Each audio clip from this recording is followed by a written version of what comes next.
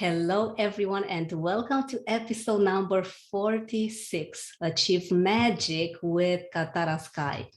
This is a guest that I have been very interested to talk to for a while because we are going to learn about magic, about energy healing, since Katara is a magic maker, shamanic priestess, therapist, and counselor. She facilitates journeys, especially the one of transformation, helping people connect to their truth, sacredness, and sovereignty. Her mission through her work, connections, and influence is to transform people to collectively better the world and live in harmony with nature.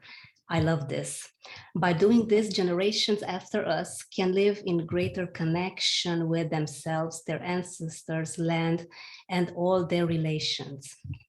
Her intention is to share energy and spirit medicine with the world, with hopes to increase awareness, share healing, and its approachability to everyone.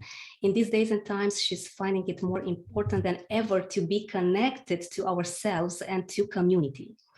Everyone has stories, and she hopes to share hers and help people with rewriting theirs so we can live in a better world with a better collective story. I enjoyed this so much. Welcome, Katara. Thank you so much for being with us today. Thank you for having me and thank you for introducing me.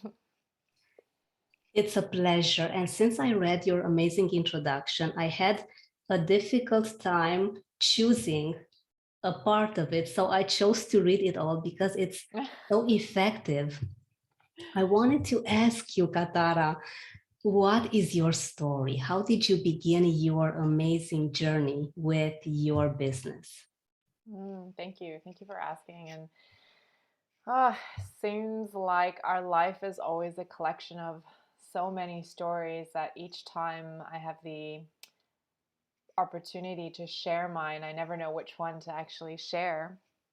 But since you called it um, achieve magic with me, I guess I'll share the story of, how I refound magic. And so I guess I will say that, I'm born and raised in Canada. That's my original home here, and I find myself in Australia. And in my childhood and in my early years, and definitely through adulthood, I think I completely did not have any sense of magic. And what that means for me is perhaps having lost the sense of play, have lost the enjoyment of really enjoying pleasure in life, and really seeing everything through our eyes of wonder. Like that's what I feel where magic had gotten lost in so many ways. And so, my journey, which is a journey of my own intuition, my own spiritual journey, my own journey into being a healer, has been about refinding magic, has been about refinding that even though our stories can be very difficult, our stories can be very painful, that there's always magic that can be felt. There's always magic that can be sensed. There's magic to every story if we can allow it to help us to grow and to really see the wonder and experience of the human experience. So I feel like this journey of magic and why I'm so passionate about it is about reclaiming and being able to relive in this sense of wonder and appreciation so that we can all really feel good about having this human experience, right? I mean, life isn't meant to be super tough. Life isn't meant to be scarce and fearful. This is a podcast about, helping people with their fear. Life isn't meant for those things. And I feel like if we can re-embrace magic and see the wonder through our pain and through our stories, it can really help you in your personal growth, in your personal story. And so it's helped me. I think that's why that I'm passionate about it. So I went from chartered accountant and businesswoman to being more of a medicine woman, a therapist, a mentor, a facilitator to help people to come back to themselves. That's what I'm yeah, trying to do with as much humility and authenticity and integrity that I can. Beautiful. What a story, Katara. Thank you for sharing this because I know it's not the easiest part to know that you were lost. However, the outcome, since you tapped into the magic that you have inside of you, and in a way, I think that we all have magic. Somehow, something happens that we forget. And I would Yes. love it if you would tell us in a few words what would be the first step for someone to tap into their magic. What would it Mm. take? What would it take? Well, firstly, I want to agree with you that everybody has magical gifts and magical abilities, and that we are the magic. Okay, it's very cliche for everyone to say you are needed, you are special, but the thing is, you really are, and we really are individual essences of this magic. So, my feeling is that everyone can tap into their magic a little bit more by getting a sense of their intuition. I think intuition is absolutely the first door that we must walk through, and that's why I always begin with intuition. In fact, that's the free thing that I always offer, allowing people to experience hey, intuition isn't a one way street. You don't have to wait for it to come to you. Intuition is something that we can actually practice and skillfully master so that we're having a two-way conversation with nature, with source, with God, with power all around us, with source magic. So I think it's about developing and getting in touch with intuition. And there are practices. It isn't just thinking about, oh, I'd like to develop it. We actually have to practice. Just like if we're going to go to the gym and work out, we actually have to do certain exercises. It's the same for intuition. So I invite people to allow themselves to explore what is intuition? How would I even practice that? This is the same way that you would practice any other skill, and allow that to be the door to see your own magic and your magical gifts. Does that make sense? It makes all the sense. And I'm so grateful that you made this comparison with going to the gym because everything is buildable. You need to work on getting any skill. I sometimes hear people saying that if I don't have this certain skill or if I'm not intuitive by nature, I'm Mm. lost. It just doesn't matter. I don't want to go into this anymore. I know that my mom is also more on the spiritual side, and I always felt until a few years ago, I don't have my mom's gifts, so I'll just leave it aside. I'm grateful that you said this. And Katara, would you say that intuition is the same as the gut feeling, or is it something Mm. different? Well, it's a good question. I think many of us might experience it as a gut feeling. But the one thing that people don't always talk about is that we all experience intuition in different ways. For some people, it's a gut feeling. For others, it's a deep knowing. For others, it could be voices in your head. For others, it's a whole body sensation, like you might get goosebumps or you might get shivers, or you just feel this sense of dread or confirmation. So those are the access senses to the intuition. So access means what is the way that you access information? Is it through a feeling in the body, the feeling sense? Is it a knowing sense? Is it the seeing sense, the hearing? These are all different ways that we actually can experience intuition and experience how we get information. So not everybody gets a gut feeling. Like I don't get a gut feeling, but I think that I'm pretty intuitive. I use it in my work all the time. I'm always having this conversation. It's a conversation that's happening faster and faster, so it's always like a flow of information as opposed to needing to wait for the gut feeling. Does that make sense? Like, not everybody is going to get a gut feeling because not everybody's access is through stomach or feeling in the stomach. Wow, it makes all the sense. And I think that I am the type of person that feels things through the stomach. And Mm. it's interesting how I have all these sensations starting from this area of my body. Thank you for Mm. clearing this up. I love this. So it doesn't need to be a specific way in which you can tap to your innermost powerful self and this divine energy that we all have. It's different No, for it doesn't. everyone. It's important to actually explore which one is yours. So you seem to Wow. be in tune with your way, but it's like, well, how do you work with someone that they don't get a gut feeling or they don't get it in the stomach?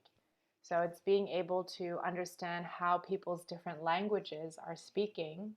And then that way, when you know it, like you know your own system, you learn to trust it. So what about the person that's not getting the stomach feeling? Oh my goodness, do they not have any trust system or any, Yeah. intuitive system? It's not true. It's just being able to find the way that is right for them so that they learned their language as well.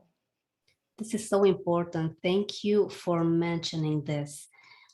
Katara, you have some beautiful work with, can I call it meditation, or is it something different that you do through your beautiful music?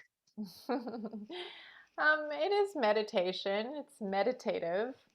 Probably it's a good opportunity to say that maybe many people know what a meditation is, a guided meditation. So it's guided. And so a lot of the work I do is guiding, it is facilitating. I like to say that the meditations are guided by the energies and the spirit and the magic that is all around. So I'm not really reading from any script. I'm not really planning what I'm going to say. So often, what happens is I get the sense of what topic it is, but I don't really know how the journey or how the meditation is going to go. So I say that it's medicine for people. It's medicine because it's what you need to hear, what sounds you need to experience so that you can receive a healing, so that you can receive some insight, so you can receive some comfort. So last night, I was having a little circle for the celebration of the solstice, which is tomorrow. And last night's energy was actually the rose energy. And so, the Oh, rose energy, everything in everything that I was saying, in the imagery, in the essence, everything was around working with the rose. So it's not really planned. It's I feel the energies coming through in a knowing, and I relate it to how people are feeling and use that in a group energy to bring about healing. So that's some of the free meditations that you might see on my website, but in the lovely circles that I do, and even on the healings that I hold space for people, everything is channeled, everything is intuited from whatever I'm sensing with all the beautiful source magic that's all around. So, meditations, they can be hypnosis, they can be shamanic journeys. It's all similar ways to help people to get into a different frame of consciousness, into an altered state of consciousness, so that we're not just using our beta brainwaves. You and me having a conversation, we're using a lot of our beta brainwaves, or we're in, beta brainwave state. But when we're able to drop deeper into the alpha, into theta, then the healing magic can also occur. So the meditations are intended for that. Yeah, and thank you for listening to them if you got a chance to listen to them. I love your work so much. To me, it's hypnotic, your voice even now. And I think that I'm in a trance and I love it. Your voice is so soothing, it's so calming that I could listen to you for days. Of course, I'm not going to keep you here more than a few extra minutes. However, I think that the sound of your voice only is very soothing and healing to everyone listening. And you mentioned the shamanic journey. Would you say Mm, that this is similar to healing, or is there a difference between the two? mm. Very good question. You know how many times I've asked this question, mostly for myself so I can understand, You know, when you're a student and learning things, I think it's absolutely healthy to have critical thinking, to have your own discernment, and really understand, reconcile different things that you learn so that you can take away what you need out of it, right? Otherwise, it just becomes very dogmatic teaching, and I don't like that. So let's first go with healing. Healing is so misunderstood, and I feel that everyone needs healing. We can all use healing, and healing comes from, is it Old Gaelic or Old English? I don't know, one of these, ancient Old English, okay? Let's call it Old English. And it means to make whole, to make whole something. That's what healing, that word, comes from. And so if you think about it, what are the things that can allow us to feel more whole? We can go anything from healing conversations, healing foods, healing practices like taking a beautiful bath. These are all, or being in nature. These are all therapeutic and healing to us. And so I find it interesting that people accept how we describe healing when it comes to these things. But then when it comes to, like, let's say doing some inner work or therapeutic work so that they can feel better as a whole on their mental level, on their emotional level, on their spiritual level, sometimes people face a bit of resistance when it comes to doing that kind of healing work. So the nature of my work, I say it's always healing. It is called healing. I don't call them therapy sessions, even though they're therapeutic. There is a counseling nature to them. There is a coaching nature to them, but they're all healing sessions. I am a healing presence to use different tools that are in the box in order to bring about the healing that is needed. And so shamanic journeying in relation to healing, so let's say healing is the product. What I want to give you is transformation, and what I want to offer is the opportunity to heal some aspect of self. And then you have different tools that you can use. So if you're a chef in the kitchen and the product is the meal, you can have different experiences of cooking and eating. And the tools that the chef might use are all the utensils and all the ingredients. And so the same for a healer.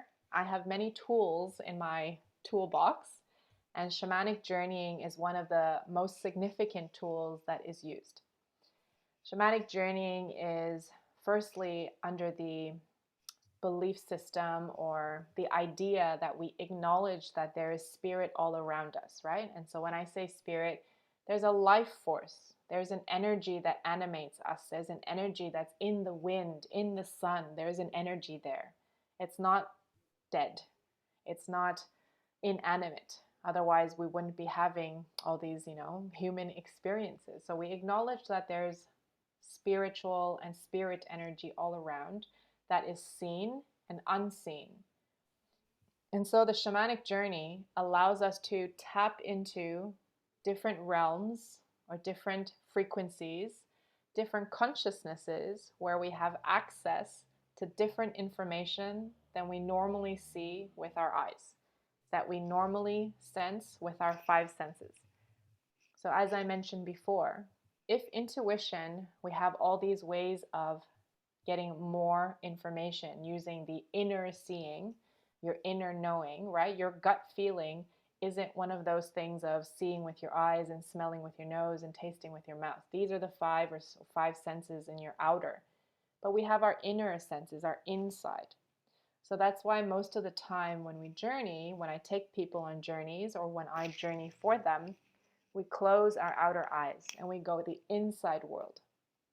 And in the inside world, we can explore many landscapes. We can explore all the things, like your emotions and the things that are happening. And we're looking for the unseen energies and helping forces in order to get the healing and the information that we need. So I have not met anyone yet who is not able to journey. I have not met anyone who is unable to meditate or be able to go into hypnosis, because these are natural ways that the human can enter into these states. They're naturally available to us. It's just that we don't understand them fully. We don't understand, I'm scared to be in hypnosis, or I'm scared to doing a shamanic journey because you don't understand it. So that's also very normal. It's very normal. So I like to invite people to experience. When you have a direct experience of something, nobody needs to tell you what you're going to see and what the answer for you is. The power of healing can be given back to you, can be given back to the person who's experiencing the journey, because you are in direct relationship, you are in direct communion with all that is around. And so the facilitator, the healer, the counselor, the therapist, doesn't matter what title you use, is really the channel. We're the one that can hold the space. And I have different tools in my boxes, and shamanic journeying and the shamanic practice is one of them that I take out in order to help people to heal.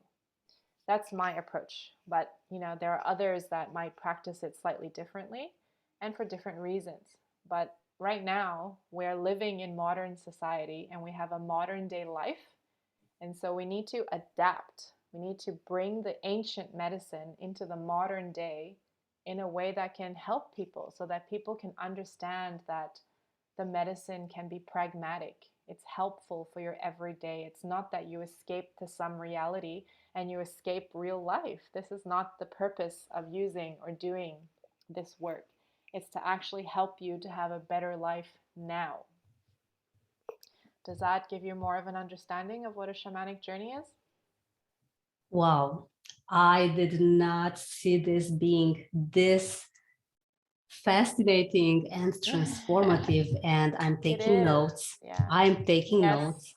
I love this. And to our friends on Instagram and on YouTube, make sure you have something to write these amazing thoughts on, even if you are watching us in replay, because this explains so much of the questions that I was asking myself a few days ago. And since we had our talk a few days ago, I kept bringing certain things, trying to understand them better, since this is a fascinating world.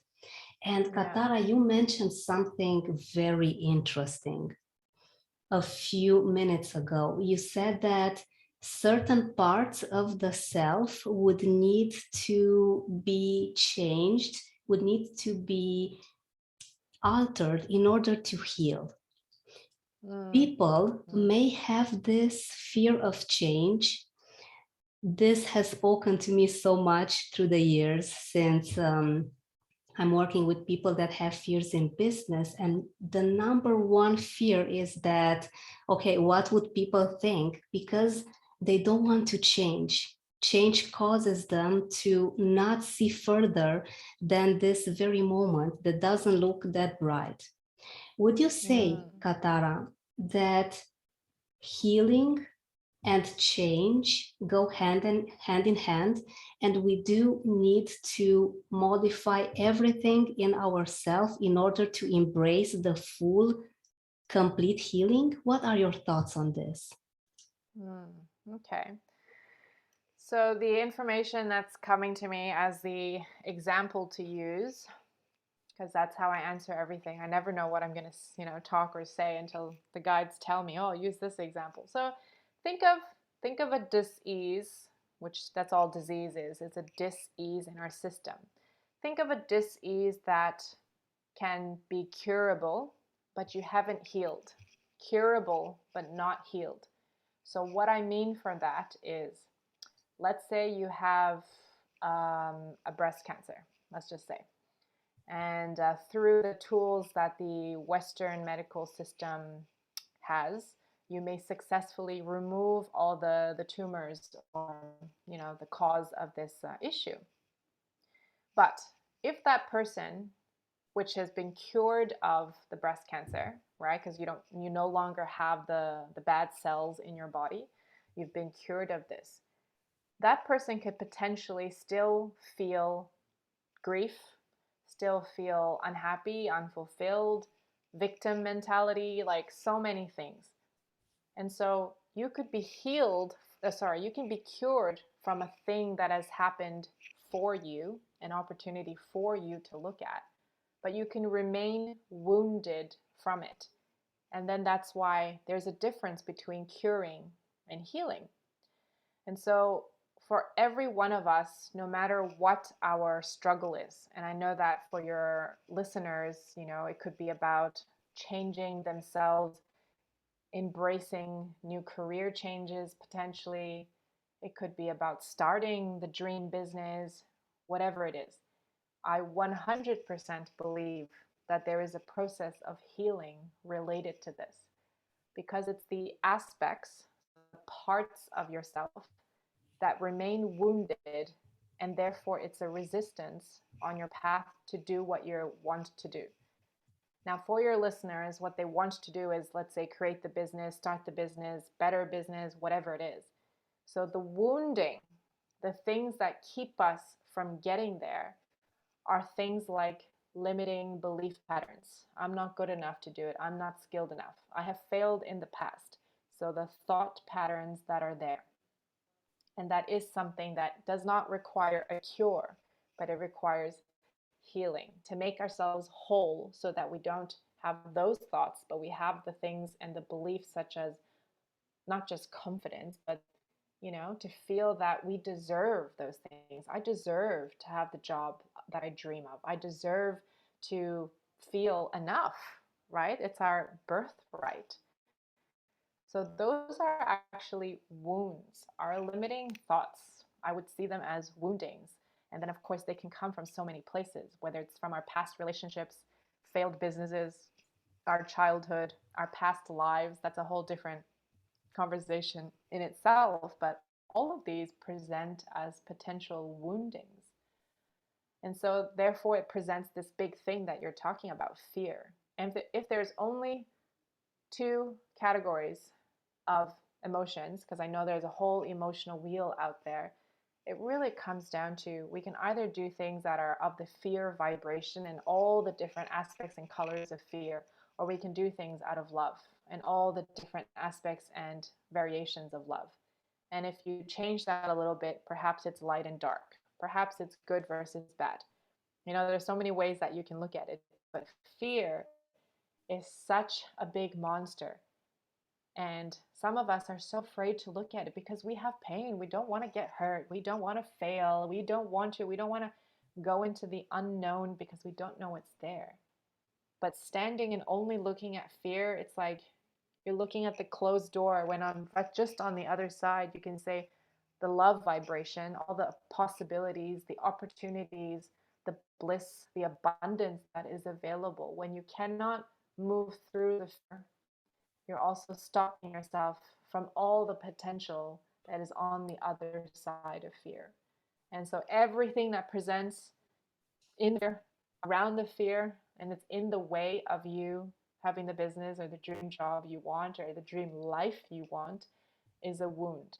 These are all wounds, and we have plenty of them. I would make you a list of a book long to tell you about my wounds. And this is, again, normal.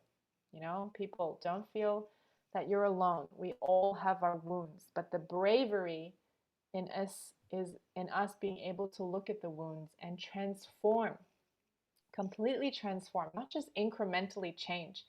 I want people to transform, and I'm sure that your work helps people to do that as well, to transform themselves so completely that the fear itself is transformed, and that is the spiritual journey. That is the healing journey. That is the life journey. Does that resonate? You made such a great comparison between healing, which is actually energy healing, energy medicine. Now I understand how it all connects. And being cured, it's something completely different. Indeed, being cured is when you take something out, but you didn't get the cause out of the system because the cause is still your energetic field that was not healed yet. Yeah, it's the integration. And unfortunately, there are many systems. I mean, I totally appreciate Western medicine, okay? Don't get me wrong. But sometimes we're not looking at things on a whole. And on a whole, we have a body we need to take care of. We have an emotional body we need to take care of. We have a mental body to take care of. We have a spiritual body. It's just that it's easier for us to recognize when the physical body needs something, right? So I'm going to use the gym example again. It's easy to know that you're not taking care of your physical body because it's in your face.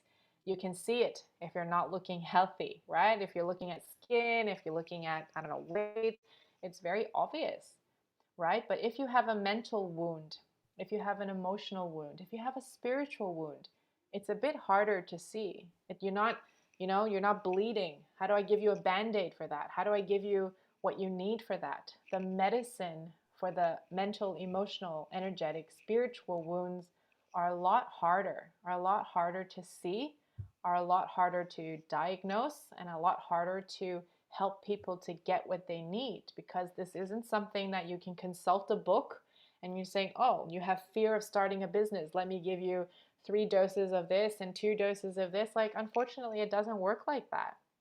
So we have to look at the system as a whole. The fear is everywhere in us, including our bodily response. So think of fear. If we're fearful of somebody, our body responds in a certain way. You might turn away from them. Our thoughts, oh, they're not safe for me. That's the fear response. Our emotions, we might start sweating.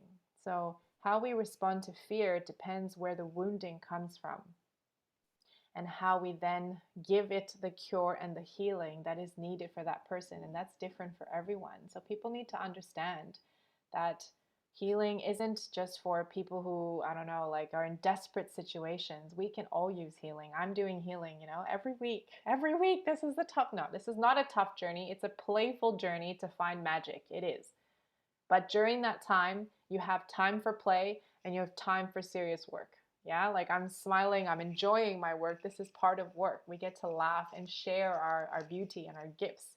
But on the other side, there are moments when you're crying and you're working on things because, yeah, it takes a bit of work. There's balance in things, isn't there? And I'm sure that you have done a bit of work yourself, and you know that it's not always going to be easy. Everything comes in balance. Indeed. I always say that fear is natural.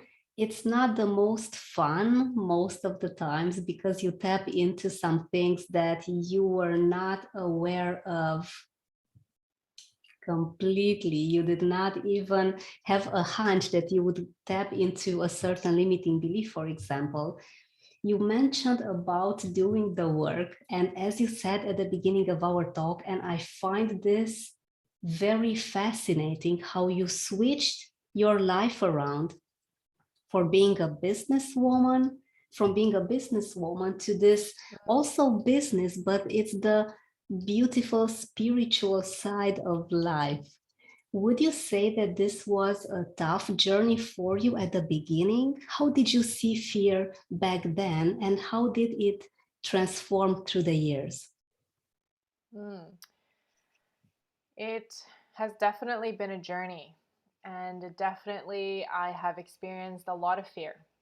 And, I can't say that I'm fearless now. I can't say that I have no fear. There are still things that come up, right? So, as I said, there are fear in all its different faces and masks of fear. So, fear can also present as doubt. Fear can also present as impatience, So, perhaps sometimes as I have changed my path and I'm looking to be more authentic in my offering, I have fear that, oh, what if I don't make enough money to support myself? What if people don't like what I have to offer? What if people don't need what I offer? What if I end up not being able to figure out what I'm going to do in life? What if I'm not successful? So these are all the wounds that present and showed me all the things that I'm actually fearful of. And so my journey of transformation has been about looking at each one of these and working with it. Working with it means, where does that thought come from? How do I change it? How do I rebalance it? What do I need to look at? What do I need to embrace? How do I heal about myself? So the journey absolutely has been about diving into the fears, the insecurities, the doubts that have come up for me all the time in a continuous journey. But it doesn't have to be scary. You know, it doesn't have to be scary. There have been moments of fear where it's like ending a relationship with the part of me that used to be my business self. And there was a grieving, there's a loss of self, because I spent so many years cultivating that sense of self, and then all of a sudden all of those skills and those things are no longer needed. You know, it's like an abandonment of self. So there's a lot of fear of that as well. What if I made the wrong decision? So, for all your listeners and audience who are listening, it's normal to have different facets, different faces of your fear to arise at different times. And that has definitely been my story. Fear has looked me in the eyes so many times. And you just need to look back to say, and what would really happen? And is this really going to happen? And why is this coming up for me now? What is ready to be looked at? Because when things come up, it means that they're ready for you to look at, and it will be your choice, whether you choose to work on it or not. And that's where the choice for change and transformation, it is a choice. It's a conscious choice, because you can just be like an ostrich and keep your head in the sand and ignore everything. And many people will carry on their lives without ever consciously being present. And so, if everyone who's already aware of the fear that they have, I mean, pat on your back that you even realize that you have fears, because you have a direction, you have something you want to achieve. And so, you're already having more presence and more awareness that you're on a journey. And that's probably already heaps ahead of many people who are living their life without even any conscious awareness. I appreciate you saying this. Thank you for mentioning about the wounds. Thank you for saying this about fear, that you can indeed look fear in the eyes and, okay, what would it happen? This is a fantastic question that I myself am going to use with myself when I work on certain fears and limiting beliefs that I get in touch with. This has been more than revelatory. Katara, thank you so much for sharing all these amazing thoughts and ideas and insights. And I'm pretty sure that by now everyone would want to know where to get in touch with your amazing work, where to listen to your guided meditations, and how to get more of your beautiful energy. Thank you. Well, you can come find me on katarasky.com. And I think this is where you'll have access to free meditations. There's a library there. There's also a free training, a very mini training for you to discover what your intuitive power sense is. So this is discovering, are you a gut feeler? Are you the one that gets a hunch? Are you getting to know yourself and you have a sense of knowing? So I've got a free training available there. And you can also find me on YouTube or on Spotify if you just look up Katara Sky. So I share a podcast called Meaning, Medicine, and Magic, and I've just launched as well because I feel there's so much magic that I want to share with everyone. So come find me on the website. You can also find me on I Am Katara Sky on Instagram. I share, it's really sharing my own stories of transformation. And as you introduced, it's really to inspire people so that they can have the courage to transform their lives as well. So I very humbly, authentically, and vulnerably show myself in those ways. And I hope to connect with you in all the ways that I'm out there. Thank you so much, Katara. This has been amazing. I appreciate your energy and your wisdom, and I can't wait to see more of your amazing work. Thank you so much for joining us today. Thank you.